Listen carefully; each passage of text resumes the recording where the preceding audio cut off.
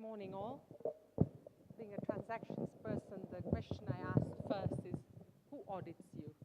And when I hear KPMG, I have a smile on my face. So Maurice, thank you very much for looking at the numbers. A little bit, just 1 minute on myself, then I'll move on to the themes that we have picked out from the survey this year.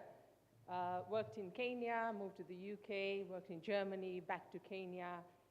It is without doubt that whatever you want to call it, the mid-sized, the SME, the mid-market, the Mittelstand, whatever you want to call it, that is the backbone of the growth of an economy. And for me, as I worked through, 20 years of doing transactions in these countries, for me, there were two big things that came out of really companies like, the mid-sized, if you like. What are the two key things that drove? And one was innovation, and the other one was growth. Those were the heart of that was the agenda, the heart of those companies. Just to give you an example, innovation. Classic one. How would you make money out of dental waste? And it's not the syringes, and it's not the cotton wool. A company that we valued at almost 50 million euros, collecting dental waste across continental Europe. What they did is collected the fillings that came out. It's the bit that we don't like when we gargle down. So there's innovation for you. Growth, why do we still call BMW a Mittelstand? So I'll leave those thoughts with you. So moving on, basically what I'm going to summarize today are the key things that I think are important to yourselves as participants of the survey and as people who want to grow the businesses. So what I've done here is I've actually condensed all the findings. This is not all the entire findings or the survey results, but only part of it. So we're going to start off with what was the profile of the mid-sized companies that actually participated in the survey. If I can make this work. There we go. Four key things we noticed. Most of them had actually just one branch. The turnover was between 70 and half a billion. 3/4 of them were Kenyan owned, and half of them plan to expand.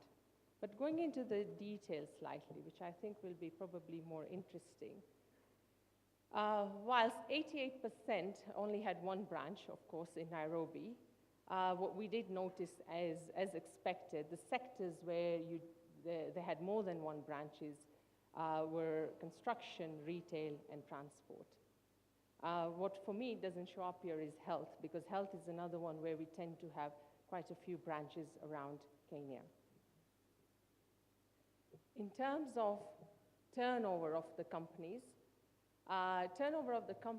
what I did is try to do some sort of a trend analysis. And it's not that all the same company has participated in the survey for 6 years, but what we do see is the shift in this 4 or 5 year period to a trend where the turnover of the companies participating has actually gone up, is increased to the bracket of 500 to 599 million. For me, that either means they're growing, or it means that it's that category that is looking to raise the profile in the marketplace. The age of the business. So, most of them were over 10 years old, but it's the 7% that were fairly newly established. That's what got me, really. So as entrepreneurs, you're probably thinking, what are the hot sectors to invest in or to grow? And so, as expected, the construction, you can see the number of cranes around Nairobi and other main cities. Leisure, transport and travel, energy, petroleum, so ENR sector, of course, another big hot topic for us, and IT. So those were, if you like, the sectors where there's been new companies coming in. Business ownership, yes, as expected, most of them are Kenyan. However, over that 5-6 year period, what I actually noted, and I guess being more of a transactions person, is that there was an increase in foreign ownership. If you look at the fully foreign owned, 4% to 7%, partially owned 13% to 17%. Well, I think that's expected because we have a recessionary environment in the developed economies of the world. We are seeing a capital flow towards emerging markets. We are seeing, along with that capital flow, skills flow. So it is expected that we will be seeing more foreign ownership. Being a transactions person, we are also seeing more and more interest from foreign financial investors coming in to acquire minority stakes in our companies. Well, this is the bit actually I couldn't understand, but I wanted to still put it out here, which is what we are saying here is that, do you guys plan to expand? And the answer has been yes, so that's positive. However, the appetite for expansion across our East African countries has actually declined. And this, I really don't know what could be driving this, but one of the things I was thinking is that maybe this question needs to be rephrased because we've only looked at expanding to Uganda, Tanzania, Rwanda, and Burundi, and maybe there's more around Ethiopia, South Sudan, DRC, and maybe some of, if I like, maybe COMESA region.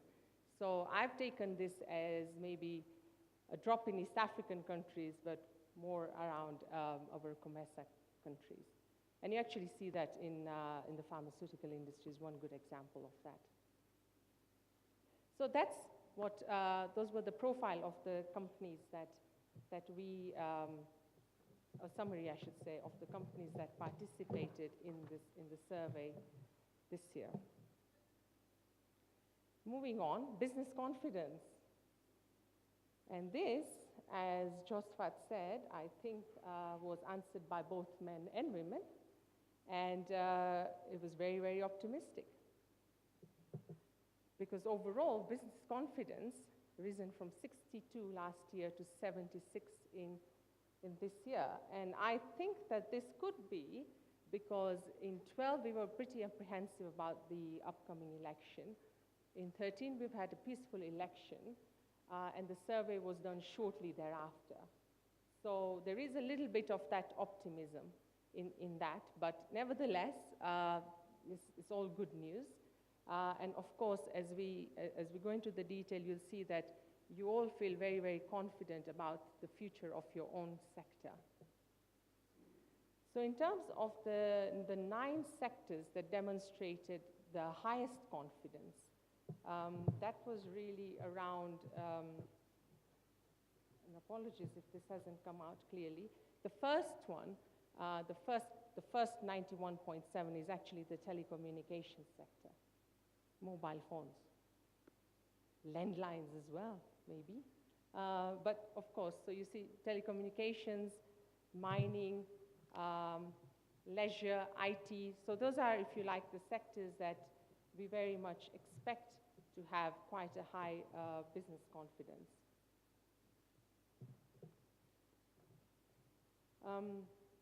We then have, this is where I was saying that if you actually look at your business confidence rating of your own sector, it's been the highest over the 4-year period. It's 85.4 in 2003.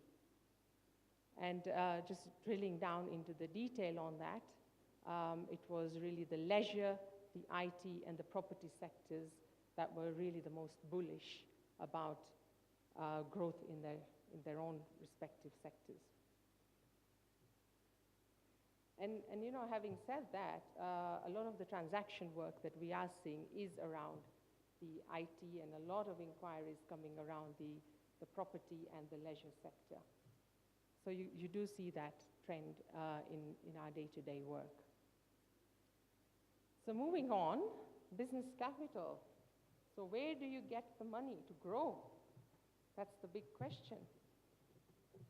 And of course, I'm not going to say anything else other than the NSC because they are one of our main sponsors. However, interesting facts came out here. Startup capital tends to be the savings, expansion, your friendly banker. What are the challenges facing businesses? Something that Josfat and Maurice both touched on. It's actually management of working capital. And then we'll touch on how you all perceive listing to go ahead. So whilst we have seen that the founder's savings is a dominant source of capital, what was more striking for me is that your friends and family are making more money than you, so they can lend money to you. So I think you probably need to reach out to your friends and family and ask them how come they're making more money than you and that they're able to lend to you. But I think that that was quite an interesting spot. And it could be due to the fact that interest rates are high. However, having said that, you do see the green pie, the green slice of the pie has increased from 53% to 67%. So most of the participants and increasingly are looking at going to your friendly banker to get money for expansion. And later in the breakout sessions this afternoon, I'm happy to share some other ideas of how you can actually get capital for expansion.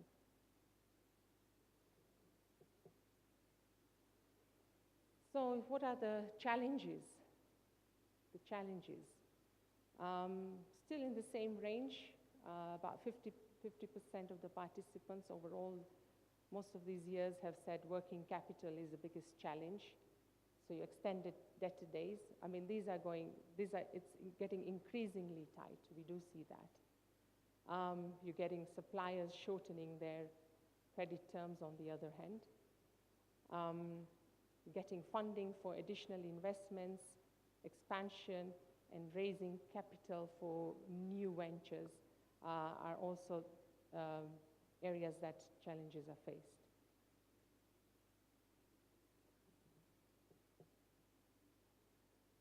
So when we asked the question about do you have an intention to list on the NSC, the answer was, I think, a third of you said yes, and I think it's actually improved. So a lot of you think that listing on the NSC is a good idea.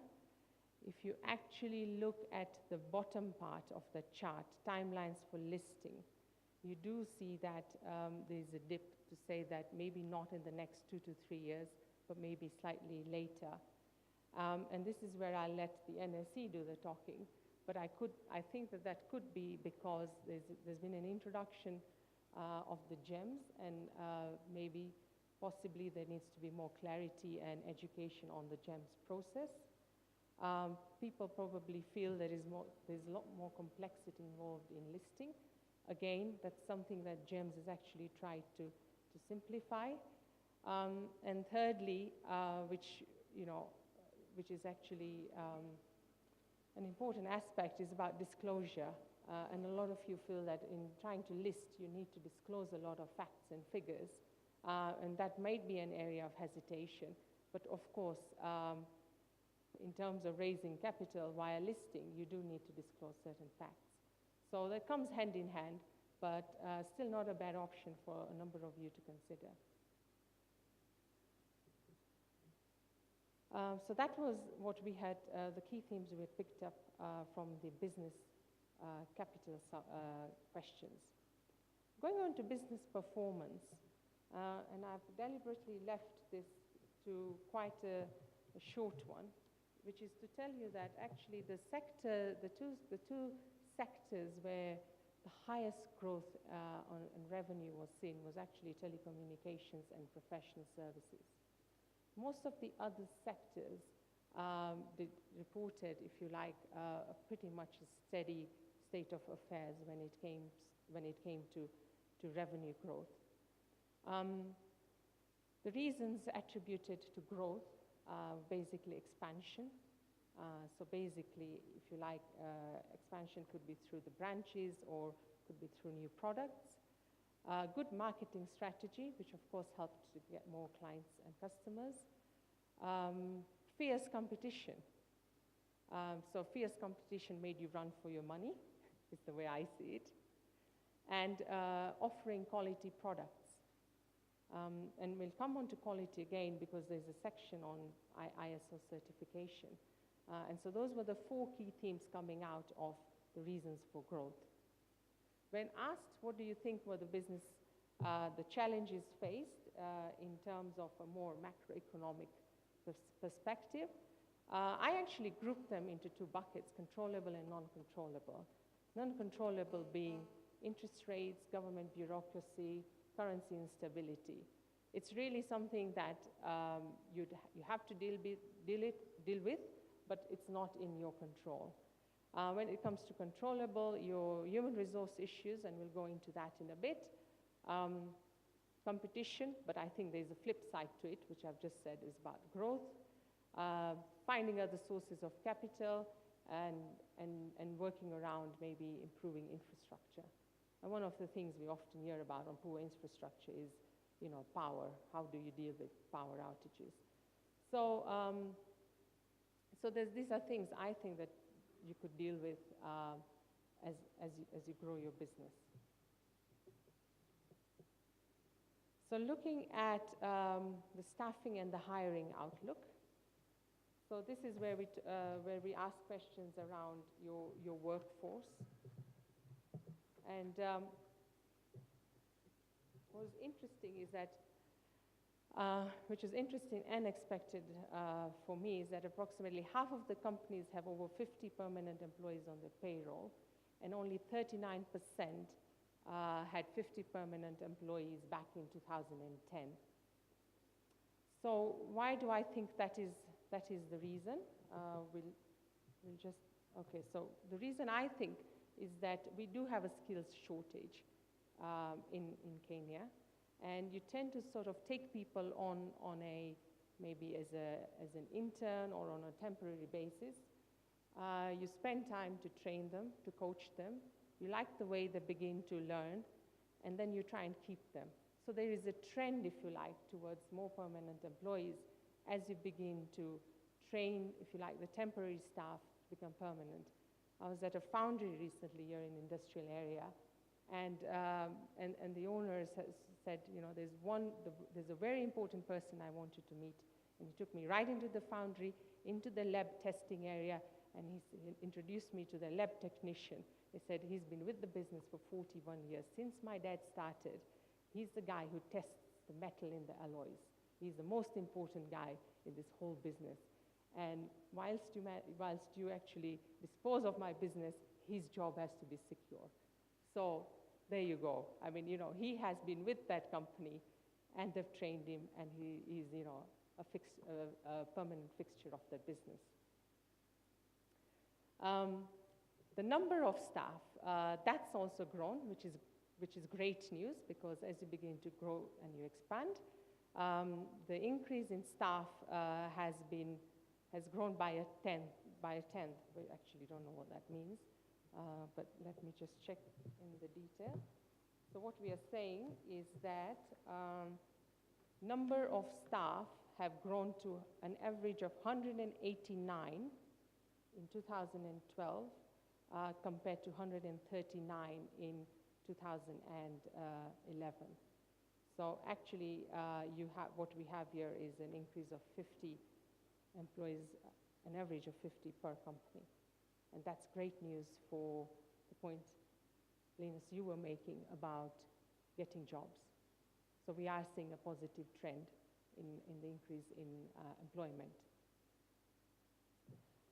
And the last point was about which sectors are still going to continue to increase staff numbers. And that's where you see this chart where we've tried to split it by sector, and it's the bottom half where you see that they're 100% going to increase staff numbers is around telecommunications, property, of course, because of, I guess, the construction, you've got professional services, leisure, and health. So again, these are, if you like, the growing sectors. It's the same theme about the sectors coming up. Right. In terms of business innovation and business plans going forward, what did we notice? So what we noticed is that basically the good news is that actually the majority of you are beginning to invest in technology, and in particular, you're beginning to invest in new machinery. And that sort of goes back to the point on quality products as well. To get quality products, you've realized that there needs to be new machinery that you need to adopt. You then have the second point about international certification. So an increase from 16% to 22% of the participants have begun to get their products, their services, their processes qualified for international levels. And I think we increasingly see that, because we are seen as an export country. So you do have regulatory requirements from other COMESA countries. And also I think that sometimes it's to do more with the products. And a good example is the pharmaceutical industry, where if you're selling to the aid agencies, your products have to be certified. So you are forced in that direction. And it does take quite a number of years of investment to get that certification. What we also noted is 91% of the companies are participating in CSR activities. Coming back to Josfat's point, they're giving back to the community. So that's really good news. And then you have what we have noticed is that 91% of you have a mission statement for your business. And moreover, half of the companies that participated review the strategic plan every 3 years. I think this is brilliant. It's brilliant because it means the advisors are doing their job well. So I think I'm going to give the advisors a pat on the back that they're getting all of you in the right direction to get the vision and the strategic plan refreshed regularly. ICT usage. I am by no means an IT expert. I walked in today and I said, Robert, where are my slides? He goes, I emailed them to you. I said, I can't download them on my iPad. He goes, you need to download an app called Polaris, da-da-da-da-da. Have you not done that? I said, I rolled my eyes. I'm by no means an IT expert, so I will just give you the facts as they are, okay? So what did we notice? We noticed that the usage of computers is high, of course. You could be doing internet rather than work, surfing the net, who knows? But of course, what I actually noticed, I did notice something, is that, I think, is it this slide? I can't remember. Yeah, what I noticed was actually the bottom half of this, the result, which shows things like remote servers. We don't use remote servers. I don't like to bring it up, but the mishap we've had a few weeks ago, you do need some sort of a disaster recovery plan. So I actually focused on, whilst we're using computers a lot, I actually focused on the bottom half of this chart, which says focus on security. Even card access into building and offices.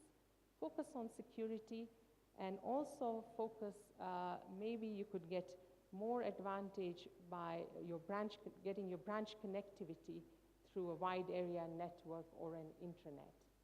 Now, don't ask me any technical questions around this, please. But I do know at KPMG we do have an intranet that is super efficient and it connects us globally.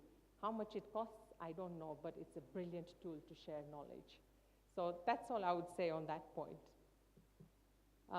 In terms of the software, what are the areas that the participants have been using in terms of IT? And it's been mainly for accounting, which is great because I'm an accountant. And then actually doing more around the database management and the business management. But of course, where I think that if you were to grow and if you were a really customer-focused business, then maybe it's the CRM that you should really be focusing on. You know, getting that customer relationships in a database that would then allow the entire company to leverage that. In terms of what types of accounting software is used, I mean, the most common one is QuickBooks and Sage, which are fine, they're perfectly fine. It's about connecting the modules, it's about buying the right modules, which I think then helps to improve your reporting and to actually tell you where action needs to be taken.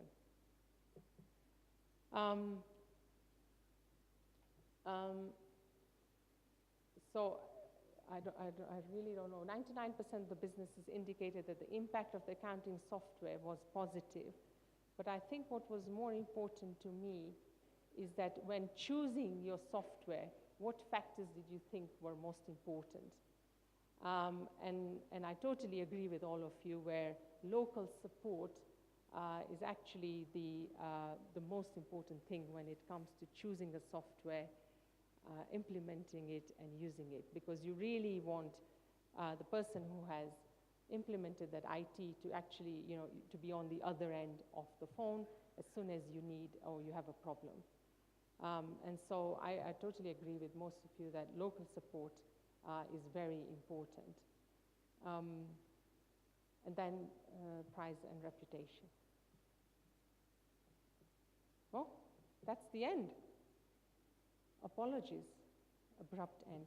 So, so what we covered today is the profile, the business confidence, which is extremely positive from all of you. We talked about the sectors where there was revenue growth.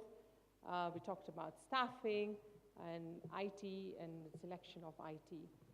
So I would now like to give you the opportunity to ask us questions about what you have heard about, but not IT technical questions. And back to Robert.